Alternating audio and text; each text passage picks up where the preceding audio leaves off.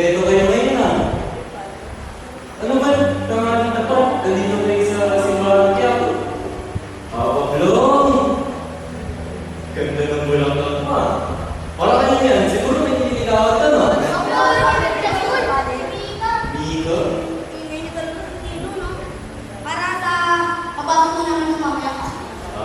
Sa pabasa. Mabuti yan. Habang kayo ay nasa murang edad, sumasama kayo sa mga nakakabasa. Sa mga tradisyon natin, mga Pilipino ngayon sumana sa atin. Napapansin ko lang po. Maganda po sila na kasi ng mga tao. Yun ba? Yung ginagawa nila ay yung tinatawag natin pagbibisita sa iglesia. Paano po ba magbibisita yung iglesia? Magandang tanong yan ito, ha? Mukhang interesado ka. Kasi makinig mo na. Yung pagbibisita sa iglesia ay isang tradisyon natin mga Pilipino ngayong Semana Santa. Ngayong pagmamahalahan. Ito ay sumisimbolo sa isang paglalakbay. Naglalakbay po. Tama? Paglalakbay, patungo sa Diyos. Halika yun. Samahan niyo ako.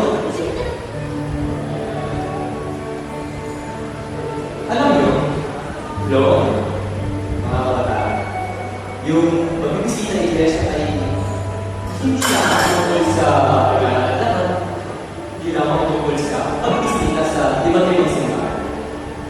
Dahil yung pagbibisita sa iglesia ay isang pakikisa natin kay Jesus sa kanyang pagpapakita, sa kanyang pagkamatay, at sa kanyang muling pagkamatay. Mas lalo higit, yung pagbibisita sa iglesia natin ay sumisimulo rin sa isa pa ulit na paglalakbay.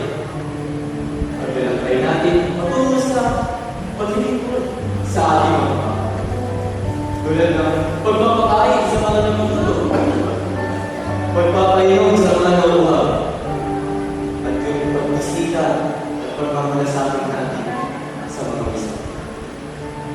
Mga kabataan, yun yung mas malalim na kahulugan ng ating pagbibisita sa iglesia. Ngayon po ba yung Father? Ngayon po, kasi hindi na lang sa akin. Father, napakalaga po ba rin ang pagkikita sa mga Christian ngayong Semana Santa? Siyang tunay. Sa susunod na pagbibisita sa iglesia ay makakasama ko kayo ha? Sige po, Makakasama ko. Sige, kawan kayo ng Panginoon. Mag-iingat ha.